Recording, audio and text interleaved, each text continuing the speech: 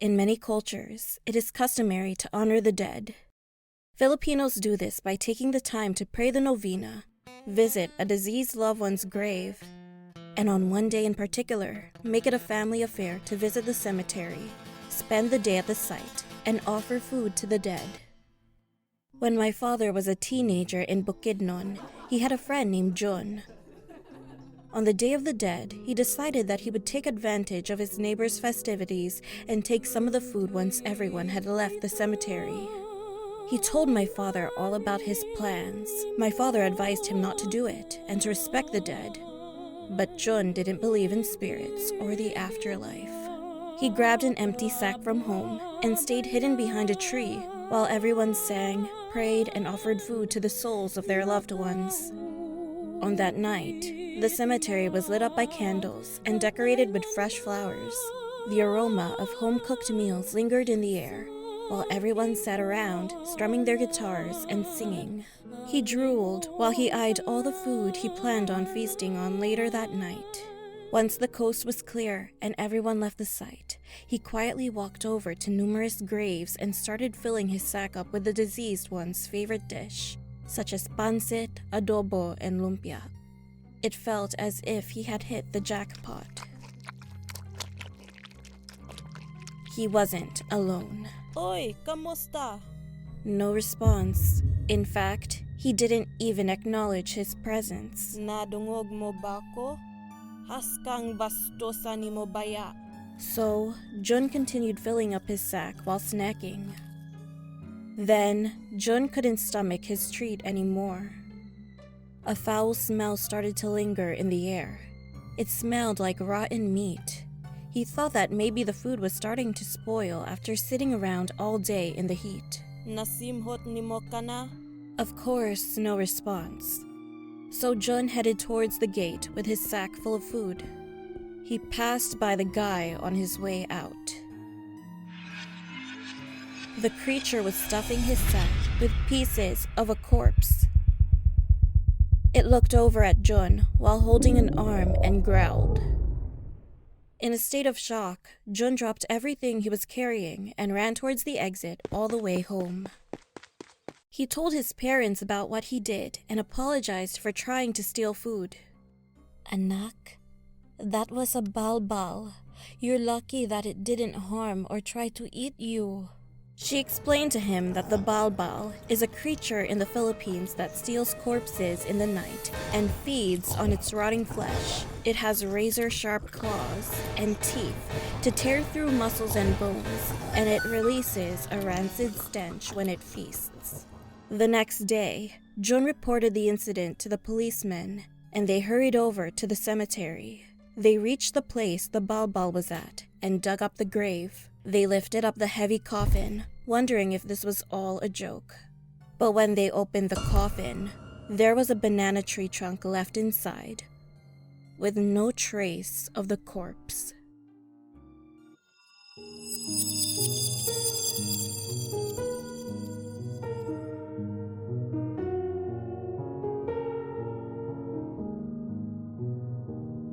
When I was 19 years old, I lived with my Tito Berto in San Pablo, a rural town in Batanes located in the Luzon region. My parents were on a business trip and had decided that I should spend time with my Tito Berto over the summer.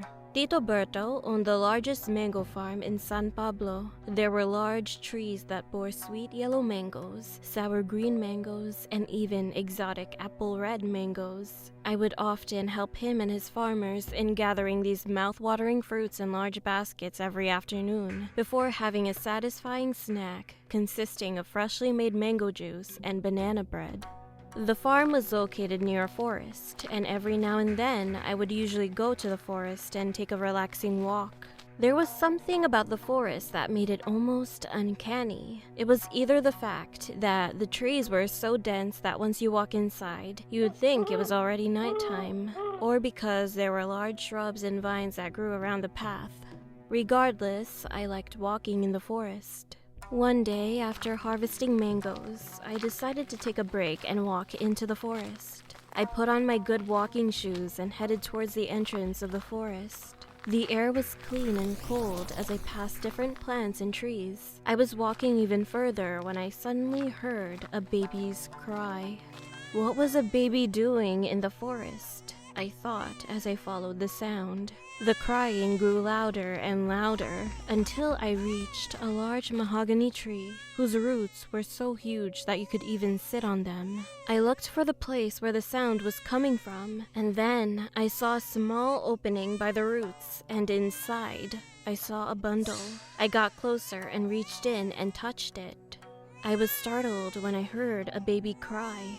I picked it up and undid the bundle and saw a small crying baby boy. "My God!" I exclaimed. "Why is there a baby here?" I tried to rock the baby to calm him down while looking around the forest. How did a baby end up here? Who would even think of leaving a baby out here, where it's cold, damp, and practically dangerous? While I was comforting the baby, I took a look at the baby's features. He was quite heavy for a little guy, and he had milky white skin and soft, black tufts of hair. I soon noticed that his cry was starting to grow deeper. It didn't sound like a little baby anymore. In fact, it sounded like an old man's laughter. I looked at the baby and blinked. The baby's closed eyes had opened to reveal sharp, black, angular eyes, and his soft, milk-white skin had grown wrinkled and brown like an oversized walnut. He had grown a long white beard, and his black tufts of hair had become gray and stringy. His one leg had also grown longer than the other. I gasped at the sight. The baby had become a small old man who started to laugh maniacally. I couldn't believe it. How could this cute baby suddenly turn into a creepy little man? The old man opened his mouth and showed he had large, sharp teeth. He suddenly lunged forward and sunk his teeth into my arm. I let out a cry of pain as I let go of him and stumbled back on the forest ground. Grunting in pain, I looked at the bite mark, and to my horror, there were black edges around the wound and a thick yellow substance leaking out of it. I heard the old man laugh and saw that he was now standing on his legs, and he was pointing at me as he started to run towards me. I scrambled up and, gripping the wounded arm, ran as fast as I could, all the while hearing the strange man's laugh echo all over the forest. I ran and ran until I reached the exit of the forest and ran across the field, all the way back to Tito Berto's farm. Upon seeing my wounded arm, Tito Berto asked me what happened, and I told him about the little baby who turned into a little, terrifying man. I could see Tito Berto's eyes widen with fear as he walked to the garden and plucked a handful of mango and guava leaves. He then chewed them up in his mouth before putting them on the wound. "Don't remove these leaves until I say so," he said. "You were very lucky." "Why?" I asked. This wound was caused by a chianak," he exclaimed. In folklore, a chianak was a dwarf that liked to pretend it was a baby. It usually stayed at the foot of a large tree and lures unsuspecting people with its cry. Once someone finds the chianak and picks it up, it transforms back into its grotesque form and either bites or enslaves the person. My Tito Berto added that if a chianak was found in a forest, the person could easily get lost forever, and if a chianak bit the person could get sick or worse. Ever since then, whenever I would visit Tito Berto, I try my best to avoid the forest as much as possible. I know it sounds silly, but every so often, when I'm near the entrance to the forest or any place with large trees, I hear a baby's cry followed by a low and menacing laughter.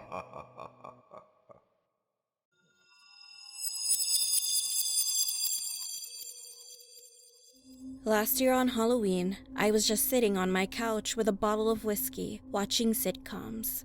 My porch lights were off with a sign that read, "Sorry, no candy." I was laying on my couch about to pass out when I suddenly heard a knock on the door. I immediately jolted up, not because of the sound startling me, but because out of nowhere the feeling of dread and anxiety washed over me. It was 11 p.m. There was no need for anyone to knock on my door. Feeling lazy, I checked the security camera on my phone. I couldn't believe my eyes. So I quietly walked over to my front door, and with each step I took, my heart rate increased a beat. I stood several feet away from the door, debating whether or not to answer it. Then I heard a faint voice that sent chills down my spine. Emma, are you home? We were supposed to go trick-or-treating tonight. What the hell? Gabby? I thought I was going to faint, but snapped out of it and told myself that it was just in my head. Emma, why aren't you opening the door? I told my parents I was spending the night at your place. I've been waiting for you. I mustered up enough confidence to walk over to my front door, take a deep breath, and look through the peephole. Immediately, my eyes began to sting as tears rolled down. My vision was a little blurry, but I knew who it was. Gabby? Is that you? Yes, silly. Now open the door. We still have time to watch our annual Hocus Pocus. I wiped away the tears, but I couldn't find the courage to open the door. For some reason, I couldn't utter a sound. I was feeling a mix of emotions from shock to excitement, to sadness to fear. Emma, it's getting cold. Stop playing games and open the door. I made up my mind. This was the moment I had been waiting for. It was absurd, yes, but that was my best friend. Hold on. I turned on the porch lights and cracked open the door. My chain lock was still attached as I got a closer look at Gabby. I smiled as I saw that she was wearing her favorite flannel that I gave her on her 10th birthday. She took a step closer and was about to walk in. However, when the light hit her face, fear washed over me again, and I slammed the door shut. Emma, why'd you do that? Let me in. Gabby didn't look like the Gabby I knew and loved. Her pupils were dilated and pitch black. She was incredibly pale and thin. Emma, hurry up. I think someone's coming. I don't know who you are, but you're not my Gabby. Please leave. What are you talking about? You sound scared. I just want to give you a hug. Open the door. Get out, please, before I call the cops. I'm sorry. Emma! I called the police, and immediately after hanging up, the knocking stopped. I looked out the peephole again, and she was gone. Halloween used to be my favorite day of the year as a child. Now I do all I can to avoid it. On this particular Halloween, I didn't even want to exist. It had been 10 years since my childhood best friend went missing after trick-or-treating with me. I'm not sure if I was hallucinating that night, but after talking to a few people and posting on Reddit, people believe that what I saw was a black-eyed child.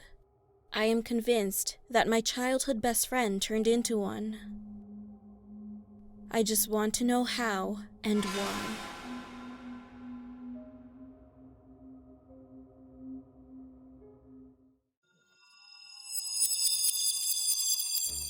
Halloween is, or at least was, my favorite time of the year. I never got scared during Halloween, I just loved it. Being in a small town though, I never got to experience typical attractions like a haunted house where a monster chases you. But last year, well, let's just say that things got a little scarier. Around September, as I was walking around town, I started to see some flyers that advertised the opening of a Halloween attraction. Yes, I cheerfully said as I began to read the details. The old abandoned house right outside of town was bought, and soon it would be turned into something scarier than anything you've ever experienced. I got so excited. Fast forward to Halloween night, I took a nap and was ready to go. It was called the House of Nightmares. The name was, I don't know, okay, I guess. It didn't inspire fear or anything, maybe just curiosity. The purpose was to go from room to room after knocking on each door, and in the final room, number 3, something really scary was going to happen. Being the fearless adventurer that I was, I couldn't wait. Soon I was outside the house. I opened the front door, and the only thing I could see was another door with a number 1 on it. I rushed over to it. I tried opening the door, but it was locked. Then I remembered the knocking part, and as expected, after I knocked, it opened. This room was full of Halloween decorations, from fake spiderwebs to glowing pumpkins. Really scary, I thought to myself. I walked over to door number 2, right next to a plastic skeleton. When I knocked, a huge spider fell on me, then the door opened. Okay, that made me jump a little. Someone then pushed me inside, and the door slammed shut. Okay, this room was dark, and when I say dark, I mean that I could not see a thing. As I aimlessly walked around the room, I stumbled across a little table that had a candle and some matches on it. I lit up the candle, and the only thing I could see was an old cracked mirror on the wall, but no door. I walked towards the mirror, and as I got closer, I could hear a growl, louder and louder with each step I took. The mirror didn't reflect me. Inch by inch, a silhouette started to form, and when I was right in front of the mirror, a growl seemed to be coming from right behind me. I let out a powerful scream and collapsed to the ground. The growl turned into a woman crying, "Not long now." Finally, the crying turned into a laughter so sinister that it paralyzed my entire body, and the mirror I was looking into fell and broke into a million pieces. I opened my eyes and the room was perfectly lit up and empty. Door number 3 was right there in front of me, eager to get out of there now. I knocked and went into the last room. As I took my first step, I turned around and the door through which I entered disappeared. I heard, "There's no turning back." I turned my head one more time and I saw a lady dressed in a white gown sitting on the floor, but behind her was a dark shadow. It wasn't hers and it wasn't mine. I asked, "What is going on here? I want to get out." She stood up and levitated towards me. At that moment, I thought that I was going to shit myself. As I had my back against the wall, she came closer and closer, finally touching my face with her cold hand. I closed my eyes, hoping that she would go away, and I felt like I was sinking. She was pushing me down to the ground, and I couldn't fight back, and just kept screaming. I was afraid to open my eyes. "Let go of me," she laughed. All of a sudden, I could feel a cold breeze. I opened my eyes, and there I was on my street, surrounded by trick-or-treaters, as if nothing happened. They were pointing and laughing at me. I looked down. It turns out I shit myself after all.